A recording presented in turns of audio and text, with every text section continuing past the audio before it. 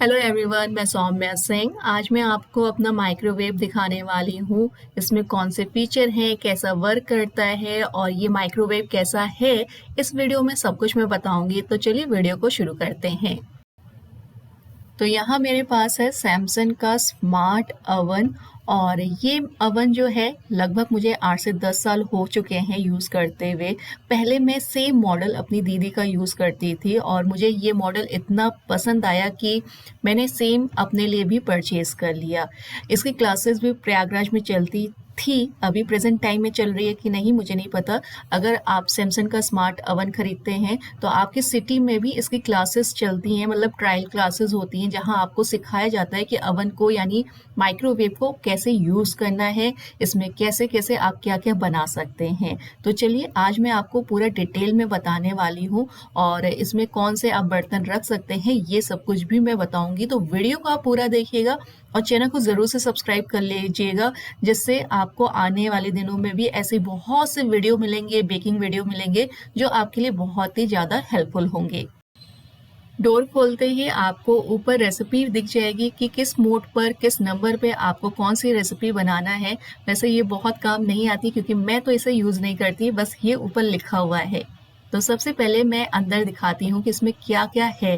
तो ये है रोटेटिंग टेबल, रोटेटिंग प्लेट या रोटेटिंग ग्लास प्लेट आप इसे कह सकते हैं। इसके नीचे होता है ये रिंग जिसके ऊपर ये प्लेट घूमती है और साथ में बीच में खांचा होता है जिसपे प्लेट को सेट किया जाता है। ये पहले से लगा रहता है, इसे निकाला नहीं जाता है। तो यहाँ मैंने रखा है रिंग, इसे आप उलट पुलट कर किसी भी साइड रख सकते हैं और इसमें 3 पहिए होते हैं जो घूमते हैं और ऊपर की प्लेट को घुमाता है। तो यहाँ मैंने सबसे पहले रिंग रखा है और उसके बाद ये जो प्लेट है इसे रखते हैं। ये पूरी कांच की होती है और इसके पीछे भी खांचा बना होता है जो नीचे वाले खांचे पे सेट किया जाता है। तो इसे सेट कर देते हैं। ये बहुत ही ज़रूरी होता है, अगर आप इसमें कुछ बना रहे हैं या कुछ इसके ऊपर गिर जाता है तो बाद में इसे ठंडा करके आप वॉश कर सकते हैं। तो अब जो डिस्प्ले है उसे मैं दिखाती हूँ। तो ऊपर आपको लाइट जलती हुई नंबर दिख रहे होंगे, तो ये डिस्प्ले है, यहाँ टेम्परेचर और टाइम दिखाई देता है। नीचे आपको कुछ बटन और नॉब दिख जाएगा। तो यहाँ आपको कई बटन दिखेंगे जिसमें कई ऑप्शन हैं जिसको यूज़ करके आप कई चीज़ें बना सकते हैं। पर इसमें से कुछ ही चीज़ें ज़्यादा यूज़ में आती हैं और कुछ चीज़ें बिल्कुल भी यूज़ में नहीं आती हैं। तो आप स्क्रीन पे देख रहे होंगे कि इसमें क्या क्या लिखा हुआ है।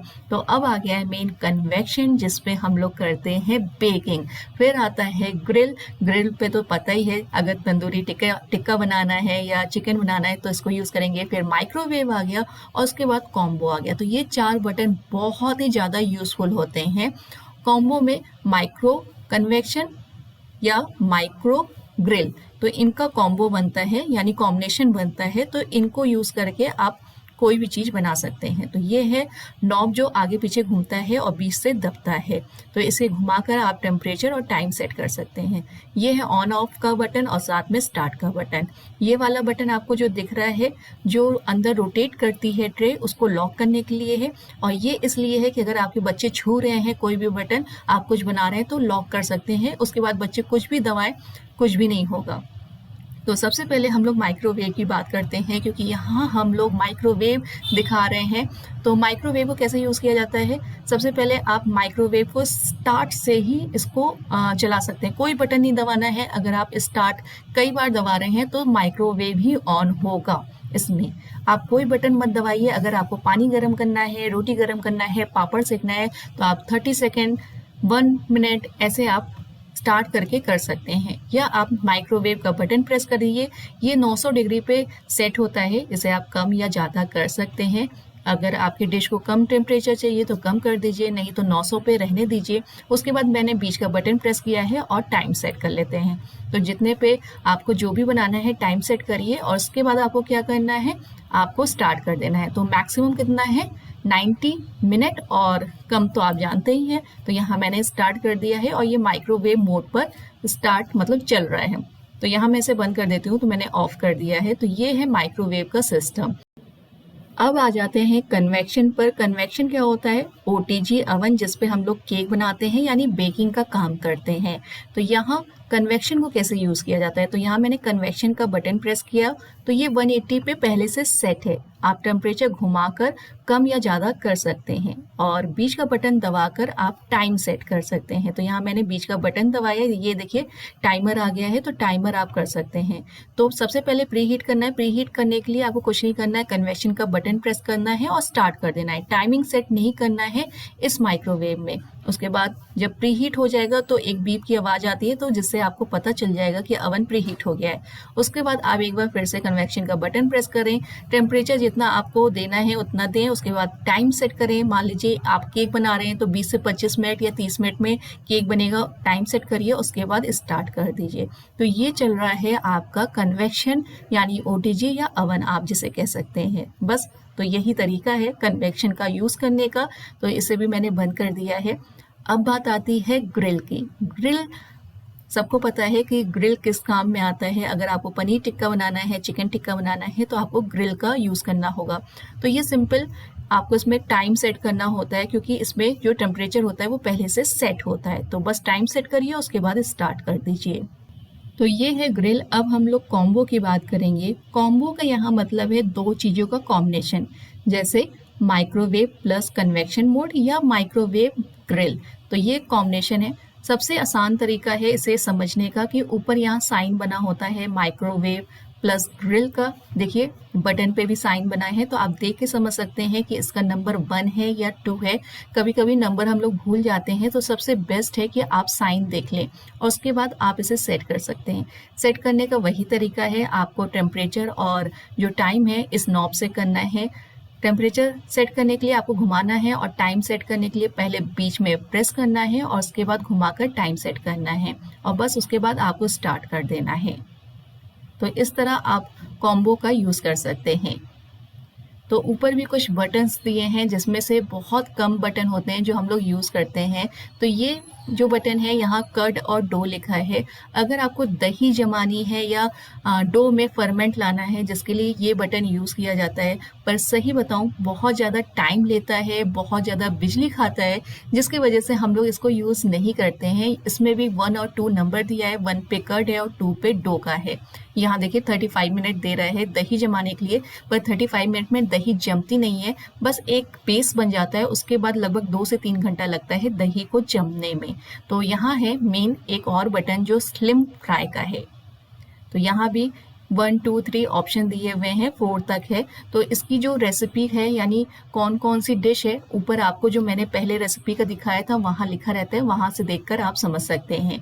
और ये है लास्ट बटन रोटी और नान का, यानी आप इसमें रोटी और नान बना सकते हैं। टाइम इसमें सेट होता है, बस आपको 1 या 2 पे करना है, उसके बाद स्टार्ट कर देना है। और यहाँ 2 बटन हैं जो नॉब के दोनों साइड किनारे किनारे हैं, जिसके बारे में मैं बता चुकी हूँ। पर मैं आपको बताती हूँ कि आप कैसे इसे यूज़ कर सकते हैं, यानी जो अंदर रोटेटिंग टेबल है उसे आप किस तरह लॉक कर सकते हैं। तो यहाँ मैंने कन्वेक्शन का बटन प्रेस करके स्टार्ट कर दिया, जिससे ये प्री हीट हो रहा है। तो ये देखिए अंदर जो टेबल है वो रोटेट कर रही है। अब इसका बटन हम प्रेस करते हैं, इसे ऑफ करते हैं। देखिए यहाँ ऑफ का बटन बना हुआ है और अंदर जो रोटेट कर रहा था टेबल वो बंद हो गया है, बिल्कुल भी हिल नहीं रहा है। तो एक बार फिर से बटन प्रेस करते हैं और ये हो गया स्टार्ट। तो अगर आप कोई ऐसा बर्तन यूज़ कर रहे हैं जो आप अंदर रखें और घूमने से साइड में टकराएगा, घूम नहीं पाएगा, तो आप इस बटन को यूज़ करके लॉक कर सकते हैं, जिससे आपका बर्तन एक ही जगह रहेगा। तो अब मैं दिखाती हूँ कि इस माइक्रोवेव के साथ मुझे मिला है ये 2 रैक, इसे कूलिंग रैक भी हम लोग कहते हैं। तो ये कम हाइट का है, लो रैक, और ये हाई वाला है। तो ये 2 रैक मिला है मुझे।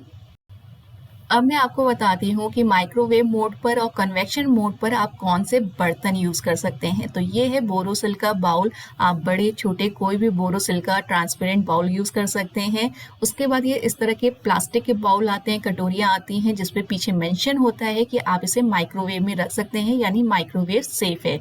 तो वैसे अगर आप नहीं नॉलेज रखते हैं तो शॉप वाले से मांगिए, वो आपको पूरे बर्तन दे देगा। इस तरह के ट्रांसपेरेंट वाले जो ग्लास आते हैं शीशे के, इसमें आप पानी या दूध डालकर माइक्रोवेव में गर्म कर सकते हैं। और इस तरह की जो बोरोसिल की प्लेट आती है या चीनी मिट्टी की प्लेट आती है, उसे भी आप रख सकते हैं माइक्रोवेव में। बस ये ध्यान रखें कि गोल्डन और सिल्वर कलर की जो पॉलिश होती है वो प्लेट पे नहीं होना चाहिए। तो ये है माइक्रोवेव मोड पर रखने वाले बर्तन।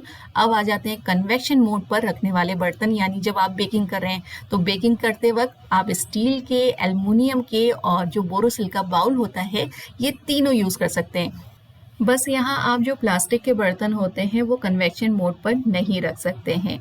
तो ये जो ट्रे है ये मुझे मिली है माइक्रोवेव के साथ, और इसे भी माइक्रोवेव मोड पर और कन्वेक्शन में दोनों रख सकते हैं। ये नॉन स्टिक ट्रे होती है और ये सेफ़ है, माइक्रोवेव सेफ़ है। पर कोई ज़रूरी नहीं है कि अगर आप सैमसंग के अलावा कोई माइक्रोवेव लिए हैं उसमें जो आपको ट्रे मिली है वो भी आप माइक्रोवेव में रख सकें, कोई ज़रूरी नहीं होती है, क्योंकि हर ब्रांड का जो फंक्शन होता है वो अलग अलग होता है। तो यहाँ मैं जिसके बारे में बता रही हूँ वो सैमसंग का स्मार्ट अवन है।